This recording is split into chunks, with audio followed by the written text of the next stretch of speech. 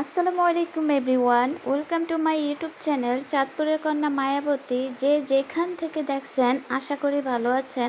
আলহামদুলিল্লাহ আমিও ভালো আছি। তো আমার পরিবারে যারা যারা মেম্বার আছেন আজকে সবাইকে আমার পক্ষ থেকে জানাচ্ছি এতগুলা শাপলা ফুলের শুভেচ্ছা। আজকে 3 দিন যাবৎ বৃষ্টি হচ্ছে, একদম অজোরে বৃষ্টি হচ্ছে, কোনো থামার কোনো নামই নাই। তো সেখানে আমার মতন বান্দা আর কি সকালবেলা ভোরে ঘুম থেকে উঠছি, বাচ্চার পরীক্ষা যেহেতু এ কারণে তাড়াতাড়ি উঠে গেছি। উঠে এখন মামে নাস্তা করতেছি। আর এই স্যাঁতস্যাঁতে পরিবেশে চারদিকে যখন একদম ভিজা, কীরকম একটা অবস্থা, মনে হয় যে মাটিটাও পচে গেছে। সেই অবস্থায় আমার ঘরের মানুষের পেটের দায়িত্ব আর কি আমার উপরে। তো আল্লাপাক কি একটা আজব জিনিস দিছে, চিন্তা করেন, যখন সব দিক দিয়ে নাজেহাল অবস্থা তখনও আমার এই দায়িত্ব নিতে হয় এই মানুষগুলার। পেট কি একটা আজব জিনিস, তাই না? পৃথিবীর সব কিছু থেমে থাকলেও এই পেটের জিনিসটা আর কি থেমে থাকে না, পেটের দায়িত্ব নিতেই হয়। তো আর কি আলসামি করে আর লাভ নাই। নাস্তা শেষ করে বাচ্চাকে স্কুল পাঠিয়ে তারপর আমি চলে আসলাম রান্না করতে। কিন্তু আজকে রান্না করতে অনেক বেশি কষ্ট হচ্ছে, যেহেতু অনেক দিন ধরে বৃষ্টি হচ্ছে। চুলার অবস্থা একদম ইয়ে হয়ে গেছে আর কি, ভিজে গেছে চুলা। তো সেই ক্ষেত্রে রান্না করতে অনেক বেশি টাফ হয়ে গেছে। মনে হয় যে লাকড়ি আছে, যে লাকড়িগুলো একদম ভিজে গেছে। এরকম বৃষ্টি হইলে আমার তো একদম বিছানা থেকে নামতে ইচ্ছে করে না। মনে হয় যে চারিদিকে কি একটা অবস্থা হয়ে আছে, সব কিছু মনে হয় যে একদম পচে গেছে, এরকম আর কি অবস্থা। তারপরে আমার ঘরের মানুষগুলোর যেহেতু দায়িত্ব আমার উপরে, তো সেক্ষেত্রে তো তাদের জন্য রান্না করতেই হবে, মাস্ট বি। এ কারণে আজকে এখন রান্না করতেছি মুরগির পা পাখনা দিয়ে ডাল দিয়ে। আমার কাছে মনে হয় যে পৃথিবীতে যত অশান্তির গোড়া হচ্ছে এই পেটটা। এই পেটটা না থাকলে হয়তো এত কিছু থাকতো না। যত হানাহানি, মারামারি, লোভ লালসা সব কিছু এই পেটের জন্যই মানুষ করে।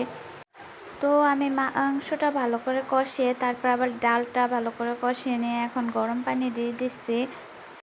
যেভাবে বৃষ্টি হচ্ছে মনে হচ্ছে তো আবার বন্যা হবে। আল্লাপাক সবাইকে হেফাজতে রাখুক, সবাইকে ভালো রাখুক, সেই দোয়াই করি। আমাদের এদিক দিয়ে তো আলহামদুলিল্লাহ আমরা প্রতি বছরে ভালো থাকি, কোনো বছরে আমরা বন্যার সম্মুখীন হই না। কিন্তু অন্যান্য জায়গা দিয়ে দেখি যে অনেক অবস্থা খারাপ হয়ে যায় মানুষের। এত বৃষ্টি হচ্ছে, তার উপরে আবার ঘরে ঘরে সবার জ্বর, কি একটা অবস্থা।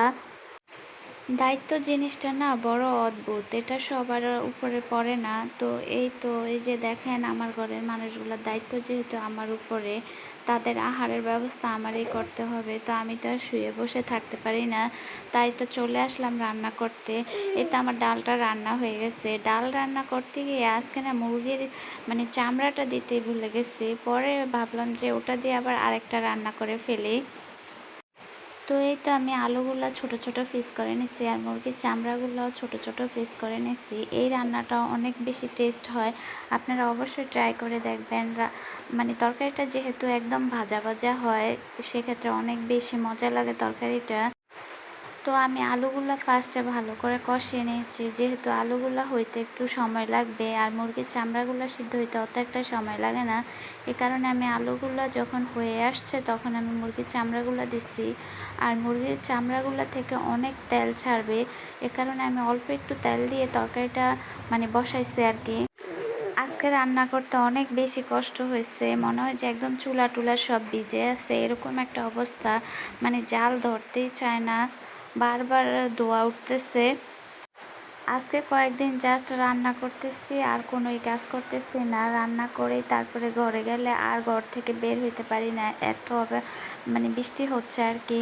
তো আজকেও সেম অবস্থা, রান্না বান্না করে একদম যে ঘরে যেয়ে বিছানায় শুয়ে শুয়ে শুধু মোবাইলে টিপছি, আর অন্য কোনো কাজ করা হয় না। তো তো আমার তরকারিটা হয়ে গেছে, দেখেন কত সুন্দর তরকারিটা কালার এসছে আর অনেক বেশি মজা লাগছে খাইতে। তো আমি রান্না বান্না শেষ করে আমার মেয়ে আবার এই দিক দিয়ে পরীক্ষা শেষ করে ও বাসায় চলে আসছে, এখন ওকে একটু ফল কেটে দিচ্ছি। আর আমরা তো অলওয়েজ ফল খেতে অনেক বেশি পছন্দ করি, আর আমার বাচ্চাদেরকেও ফল খাওয়াতে অনেক চেষ্টা করি। তো ফার্স্টে পেঁপেটা কেটে নিচ্ছি, পেঁপেটা অনেক বেশি মিষ্টি ছিল, পেঁপের সাথে সাথে একটা আমও কেটে নিচ্ছি। তো আজকে এই পর্যন্তই। যারা আমার ভিডিও সব সময় দেখেন তাদেরকে অসংখ্য ধন্যবাদ। অবশ্যই আমার ভিডিও দেখে লাইক এবং কমেন্ট করবেন। আর যারা নতুন নতুন আমার চ্যানেলে আসেন তারা অবশ্যই সাবস্ক্রাইব করে আমার পাশে থাকবেন। আর এই বৃষ্টি দিয়ে সবাই নিরাপদে থাকুন, শান্তিতে থাকুন, পরিবার পরিজন নিয়ে সুস্থ থাকুন, এই দোয়াই করি আল্লাহর কাছে। আল্লাহ হাফেজ।